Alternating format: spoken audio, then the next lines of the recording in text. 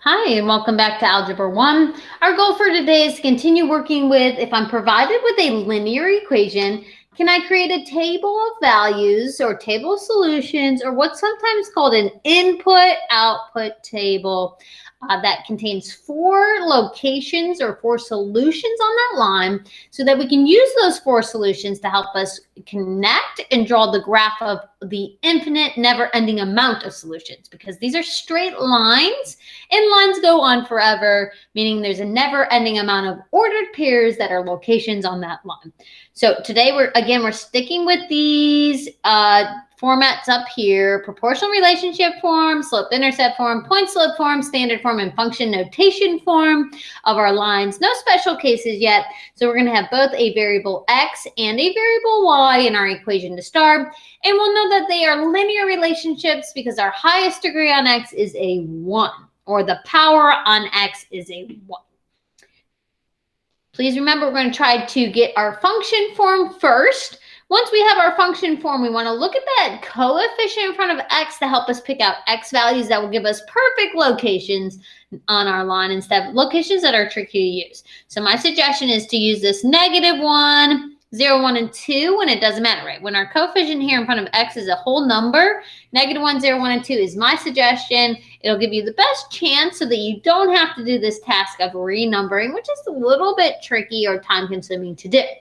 However, if we have something like this, y equals 2/3 x plus 2, then instead of using -1, 0, 1, and 2, we take those numbers and we multiply by the denominator number. That's going to give us places on our line that are perfect locations, and they're easy to graph. Now, using -1, 0, 1, 2, again, that will give us places on our line. But it's going to give us really tricky things to actually put a point in our coordinate plane, because they're going to land in between numbers, or they're going to have decimal fraction values, which are tricky to place in our coordinate plane. So instead of -1, 0, 1, and 2 for this equation, y equals 2/3 x plus 2, we would use -3, 0, 3, and 6, or any multiple of 3 would give us a perfect location to graph in our coordinate plane. All right, from there, let's pick up where we've left off. We're going to look at one in function notation. All right, function notation is a little bit different. Remember that f of x side of our equation, right, where we see f of x, that is the same as saying y equals. So really, these are just in slope-intercept form technically, where this f of x side is the same as saying y equals mx plus b. Now, our notation of how we substitute in and evaluate looks a little bit different when we're in function notation, but ultimately it's the same thing. I'm inputting something for x to see what would be the output, which would be our f of x or our y side of our equation. All right, these are kind of easy in the sense that they are typically, right, already in that function notation, right, where we have this side is y equals 2x minus 6, right? These are the same description. F of x equals 2x minus 6 and y equals 2x minus 6. All right, our coefficient here in front of x is a whole number. So let's go -1, 0, 1, and 2. Typically, when we're in function notation, the x part of our table is called input. The y part is called output. But again, remember, our table always gives us ordered pairs of x, comma, y, right? In this case, x on top, y on the bottom. All right, so here we go. We're going to do negative f of -1. Remember, that just means this -1 is being inputted here to this x. So 2 times -1 minus 6. All right, multiply first. Remember, over here, f of -1, that's not a multiply. That's not a problem. That's your y equals side of your problem. It's just saying, what's the value of this function when x is -1? So on the other side, PEMDAS, right, all the math's happening on the other side. So -2 minus 6. So our function when x is -1 has an output or a y value of -8. All right, so let's go to our table. We know one ordered pair, right? An input of -1 gives us an output of -8 would look like that. -1 comma -8. All right, now we're going to do f of 0. Remember, that means this 0 is going in here for x. And we're doing PEMDAS from there. F of 0 side, there's no math to do. All the math's happening over here on the right. Multiply, always before any adds or subtracts, to get a -6. So when our x value is 0, our output or y value is -6. All right, we're going to do what's the function when x is 1. Remember, that means this one's going in here for the x value. PEMDAS from there, the function when x is 1 equals 2 minus 6. PEMDAS. All the math's happening on the right side. Nothing over here with f of a 1. 2 minus 6 will give us a negative 4. So another place on our line is at 1, comma, negative 4. All right, let's do f of 1. What's the function when we take this 1 and put it in for x? So 2 times 1 minus 6. Multiply, always before subtract, following PEMDAS, and we'll get that the function of when x is 1, it would be a negative 4, would be our, oops. My bad, I should have done f of 2 here. Let me go backwards for a second.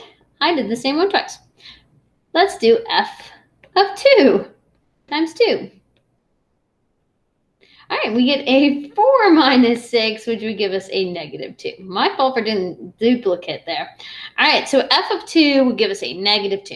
All right, we don't have to renumber anything. Life is simple here. So to the left 1, down 8 would put us right here in what's called quadrant number 3.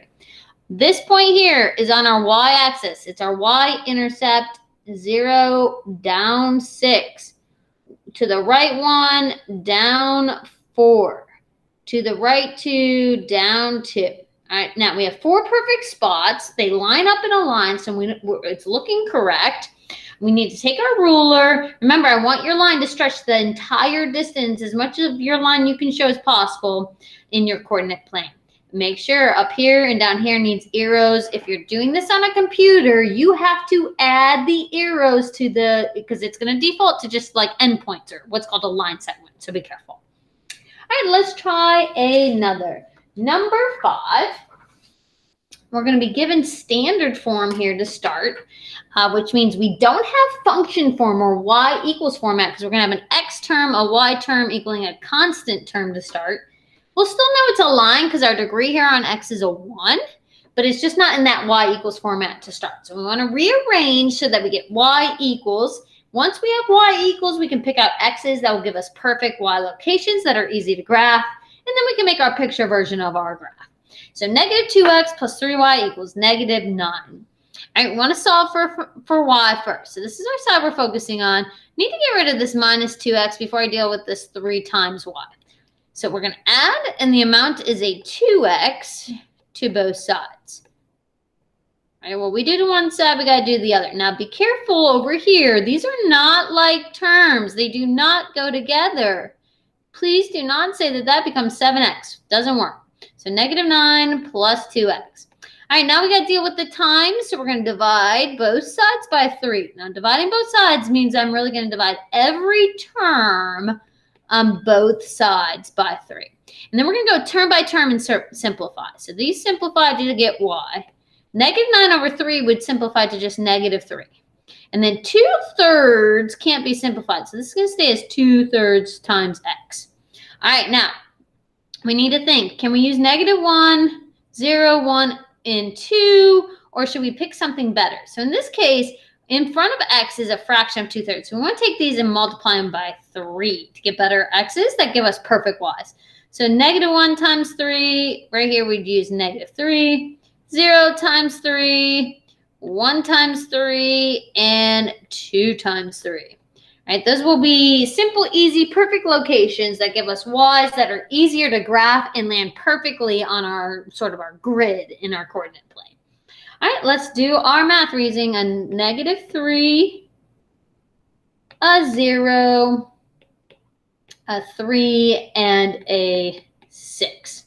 All right, y equals negative 3 plus 2/3 times negative 3. PEMDAS, do the multiply first, even though it's listed second in the problem here. So 2/3 times negative 3 would give us a negative 2. And negative 2 plus negative 3 would give us a negative 5. So one location on our line is at negative 3, comma negative 5. We can add that to our table here. All right, let's go. Let's figure out what would be our y location when our x location is a 0. PEMDAS from here. So y equals negative 3 plus 0, which would give us just a negative 3. So our y-intercept is at 0, negative 3, right? Down 3 on our y-axis. All right, let's evaluate what would be our y location when our x location is a positive 3. Multiply first. 2/3 times 3 is just 2. Again, if that is not math, you can just do in your head. Calculator is your friend there. ABC fraction button will help you. And we'll get a negative 1. So another place on our line would be to the right 3, down 1. All right, let's do our last one here that we want to get to help us get all our solutions or the entire line. What would be our y when our x is 6? Multiply first. 2/3 times 6 would just give us a 4. So y equals, in this case, positive 1. Negative 3 plus 4 would give us positive 1. All right, great. We don't have to renumber everything. Everything fits between negative 10 and 10 on both axes. So to the left 3, down 5. We'll put us over here in quadrant number 3. 0, negative 3 is our y-intercept, which means it should land on this y-axis. So down 3, not to the left 3. All right, 3, negative 1, and 6, comma 1 would be to the right 6, up 1. All right, our points here seem to line up, right? If we were to take a ruler and connect, we'd have a straight line, so we know we didn't mess up. Make sure you have arrows on the end because your solutions go on and on and on forever. All right, we're just using those 4 perfect locations to help us get the entire set of solutions, which is the entire line, right? The infinite amount. All right, one more. We're going to start in what's called slope-intercept form, or y equals mx plus b format. This is already in y equals format, so we don't have to do any rearranging. We can go straight to our input-output or xy table of values. Remember, input-output really still is x, y, because our tables always give us that x, comma, y. Even if they put other letters up there, it's still giving us an order pair of x, comma, y in that order. Now, we want to think, should we use negative 1, 0, 1, 2? Or should we think a little bit better than that so that we end up with easy y's? Well, in front of x here, we have a fraction. So we're going to pick better y's by multiplying these by 2. Times by 2 down here. So negative 1 times 2, we're going to use negative 2 here. 0 times 2, we'll still use 0. 1 times 2, we're going to use 2. And 2 times 2, we'll use 4. Now, if I use negative 1, 0, 1, and 2, I will get places on my line. They just will be very tricky to graph because they're not going to land perfectly on the grid marks in our coordinate plane. All right, so let's go to our work. We're using negative 2, 0, 2, and 4. And those are going to give us 4, hopefully small y values that stay in our coordinate plane without having to renumber, and perfect locations to graph. So y equals 1/2 times negative 2 minus 5. PEMDAS from there. 1/2 times negative 2 would give us negative 1 minus 5. And then negative 1 minus 5 would just give us a negative 6. So negative 2 comma negative 6 is a place on our line. All right, let's try another. When our x is 0, that'll give us our what's called y-intercept location on our line. So let's go there next. Multiply, then subtract. 0 minus 5 would just give us a y value of negative 5. So 0 comma negative 5 is a location on our line. All right, y equals 1/2 times 2 minus 5. PEMDAS from there. Multiply first. We'll get a 1 minus 5 or a negative 4, which means our 2 comma negative 4 is a location on our line. All right, let's do our 4. 1/2 times 4 minus 5. Multiply first, then subtract. 1/2 times 4 would give us a 2 minus 5. So y equals a negative 3. And so 4 comma negative 3 is a location on this particular line that could be described as y equals 1/2 x minus 5. All right, again, life is pretty simple here. We don't have to renumber anything. It's great. So left 2, down 6 will put us over here again in quadrant number 3. 0, negative 5 is a place on this y-axis. It's our y-intercept. 2 comma negative 4. 4 comma negative 3. All right, to the right, 4 down, 3. All right, our points line up. They form a line. We look good. Take your ruler and pencil or pen, draw in your line. Again, if you're working on a computer, you need to add the arrows because it's going to default to having not having arrows there. So be careful. You have to show your solutions go on and on and on forever. They stretch as far right and far left and far up and far down as possible without end, all the way to infinity and negative infinity in both directions. All right, I hope that helps you attack your work for your day. See you guys later.